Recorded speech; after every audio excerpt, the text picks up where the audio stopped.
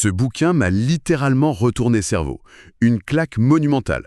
Qu'on l'écoute en livre audio les yeux fermés ou sur une édition papier complètement usée, l'impact est foudroyant. On parle de l'art de la guerre, de Sun Tzu. C'est une plongée brutale dans la psychologie humaine, la manipulation et la survie pure. Vertigineux. On suit ce stratège fantomatique, Sun Tzu, on est balancé direct sur le champ de bataille, dans la boue et le chaos. Et le paradoxe absolu, c'est qu'il enseigne comment gagner sans jamais se battre. C'est complètement insensé quand on y pense, non? Surtout quand la moindre erreur signifiait l'anéantissement d'une nation. L'enjeu était d'une brutalité sans nom, ouais. La survie d'un État ne tenait vraiment qu'à un fil. Et ce manuel est né d'une nécessité absolue de rationaliser ce chaos. Pour bien comprendre, il faut s'imaginer l'époque des royaumes combattants en Chine. On parle grosso modo du 5e à la fin du 3e siècle avant notre ère. Une époque qui porte bien son nom en plus. Qu'est-ce qui rendait cette période, ce contexte si particulier pour engendrer une stratégie aussi froide? C'est une rupture totale en fait. Avant ça, la guerre c'était presque rituel. C'était mené par des aristocrates, sur des chars, avec un code d'honneur super strict. Mais là, tout bascule dans la guerre totale. 7 grands États se livrent une lutte à mort. Les armées passent de quelques milliers de nobles à des centaines de milliers de fantassins. C'est une vraie boucherie. Ouais, l'échelle n'a plus rien à voir. Exactement. Et l'armement évolue aussi. Il mentionne l'arbalète, qui est une arme terrifiante parce qu'elle perce les armures à distance. Dans cette hyperviolence où des millions de vies sont broyées, un dirigeant ne peut plus se permettre de faire la guerre pour la gloire. Il a besoin d'une méthode clinique pour survivre. Bon, décortiquons tout ça. Il y a ce mystérieux Sun Tzu, mais apparemment ce maître de la stratégie serait un fantôme, un type qui n'aurait peut-être même jamais existé physiquement. Ouais, c'est une théorie historique très solide. Aucune chronique de l'époque ne mentionne un général nommé Sun Tzu. Son nom n'émerge dans les textes que des siècles plus tard. L'hypothèse la plus probable, c'est que Sun Tzu, qui veut dire maître Sun, fonctionne comme une figure de légende, un peu comme Homère. Il représenterait toute une école de pensée en fait. C'est ça. Toute une pensée stratégique, peaufinée et transmise de génération en génération par des conseillers militaires de l'ombre. Ce qui explique la forme dingue du truc. On a l'impression de lire le Twitter de l'Antiquité en gros. C'est pas un lourd essai philosophique, c'est 13 chapitres de maximes ultra courtes, balancées comme ça. Le support physique imposait ça. Pas de papier à l'époque, juste de fines lamelles de bambou reliées par des fils de soie. C'était lourd, coûteux et pas du tout maniable. Il fallait une économie de mots absolue. Chaque phrase est frappée comme une monnaie. C'est pensé pour être mémorisé et récité en boucle. C'est de l'imprégnation mentale pure, au point que c'était exigé lors des examens militaires impériaux. Et le truc fou, c'est le décalage temporal massif. Pendant que le Japon ou la Corée appliquaient ça depuis le 8e siècle, l'Occident était complètement à la ramasse. Le grand public chez nous n'a vraiment pris la claque qu'en 1963 aux États-Unis et 72 en France, en échappant enfin aux vieilles traductions biaisées du 18e siècle. Le choc a été immense parce que ça inversait totalement le paradigme militaire occidental. Chez nous, la tradition est surtout dominée par Karl von Clausewitz, l'immense stratège prussien. C'est là que ça devient vraiment intéressant. La différence entre Clausewitz et Sun Tzu, c'est carrément le jour et la nuit. Si on relie ça au contexte global, Clausewitz voit la guerre comme un acte de violence pour contraindre l'adversaire. Son but ultime, c'est la bataille d'anéantissement. On cherche la friction maximale, on concentre ses forces et on écrase l'ennemi par la force brute. Sun Tzu, c'est l'opposé complet. Pour lui, la guerre est la pire des calamités. Ça ruine le pays. Complètement. C'est un gouffre financier qui vide les greniers, épuise les paysans et casse les infrastructures. L'objectif d'une conquête, c'est de s'enrichir. Détruire une ville en cendres pour la capturer, ça n'a aucun sens stratégique. Donc le but suprême, c'est de gagner sans combattre. C'est presque un traité de paix si on va par là. C'est l'économie de moyens poussée à l'extrême. Le sommet de l'intelligence, c'est de faire plier l'adversaire sans verser une seule goutte de sang. La violence n'est qu'un constat d'échec. On ne tire l'épée que si la ruse, la diplomatie et l'intimidation ont échoué. Et pour réussir ce tour de force, il faut une organisation infaillible. Le livre détaille une vraie boîte à outils du stratège, avec 5 grands facteurs de supériorité. Ces 5 facteurs sont la grille de lecture indispensable avant toute action. En premier, on a la doctrine. C'est l'alignement moral parfait entre le peuple et ses dirigeants.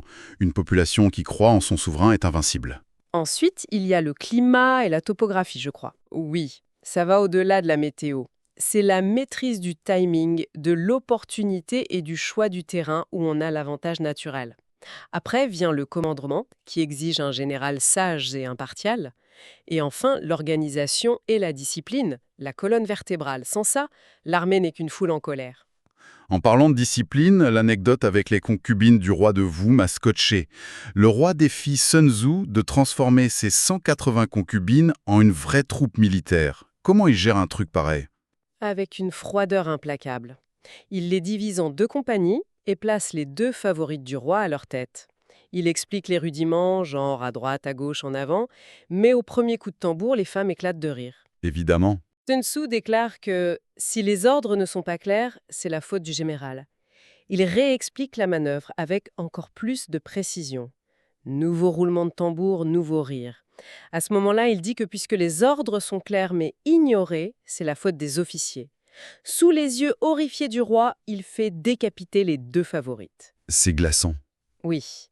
Il nomme deux nouvelles commandantes, et au coup de tambour suivant, l'exercice est exécuté dans un silence de plomb avec une perfection terrifiante. Le message est clair, la discipline stricte prévaut sur toute autre considération. C'est radical, c'est clair. Mais une fois cette machine de guerre en place, l'objectif c'est de l'utiliser le moins possible, grâce à la ruse.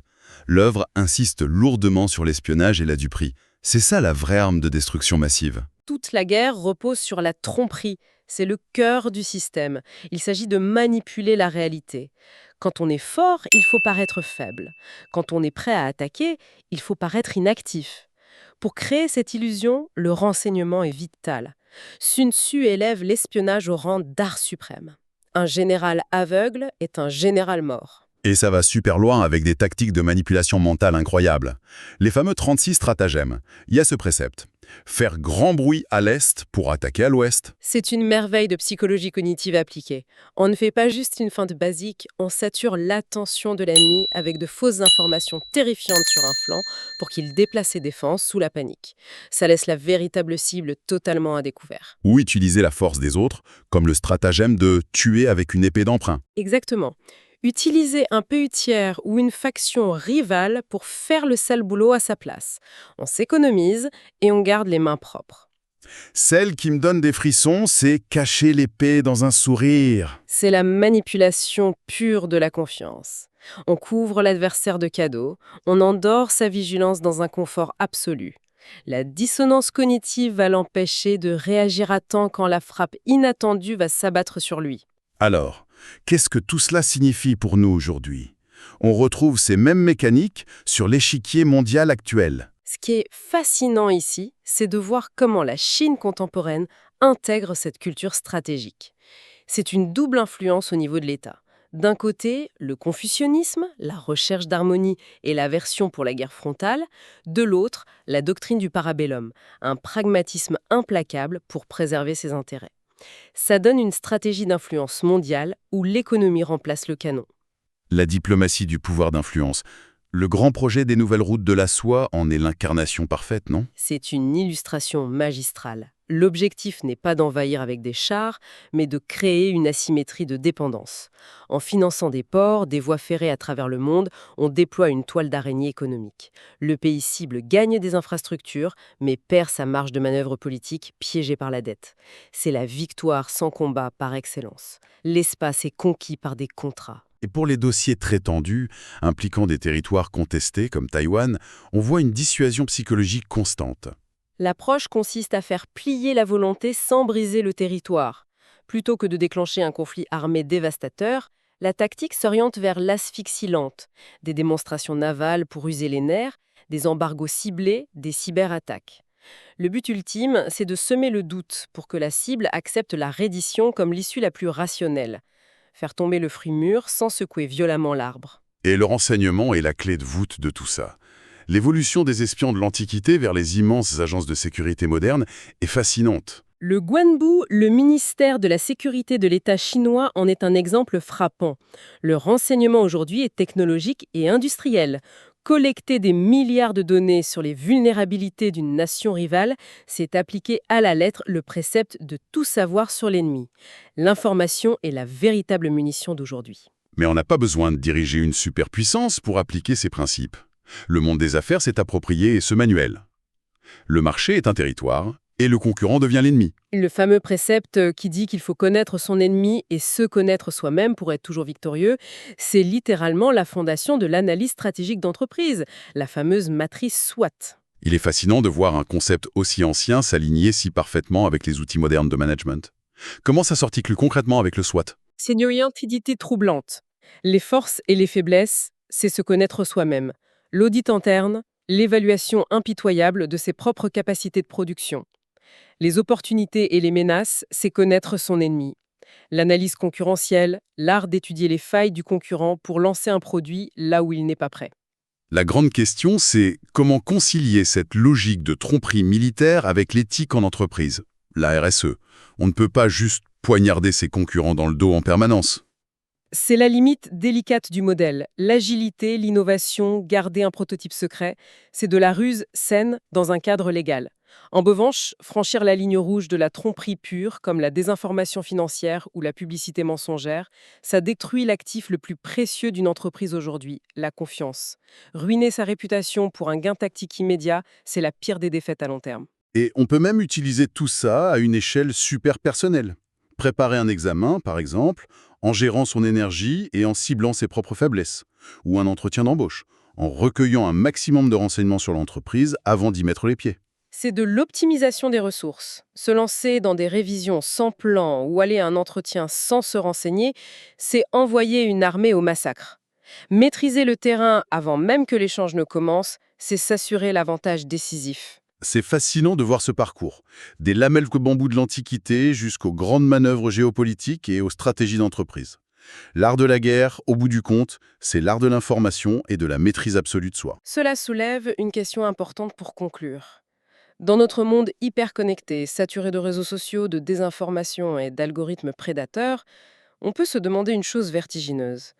Ne sommes-nous pas tous, chaque jour, sans même le réaliser, les pions d'une immense guerre psychologique digne de ce manuel, où notre propre attention est le territoire à conquérir? Si on ne plonge pas dans ces 13 chapitres pour comprendre les rouages de cette manipulation, on avance complètement à l'aveugle sur un champ de bataille invisible. L'ennemi, lui, a déjà lu le livre. La seule question qui reste, c'est de savoir quand on décidera de s'armer à notre tour. Tiens, justement, ça me fait penser, j'ai une bonne nouvelle pour vous qui nous écoutez. Ce livre est disponible sur Audible et vous pouvez le récupérer gratuitement en cliquant sur le premier lien dans la description.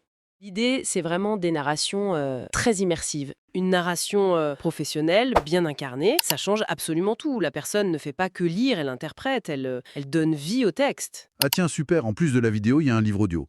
Si on veut juste le livre, le lien pour récupérer votre livre audio se trouve dans la description de la vidéo. Si vous avez apprécié le contenu, n'hésitez pas à laisser un petit pouce en l'air et à vous abonner à notre chaîne YouTube pour ne rien manquer des prochaines vidéos.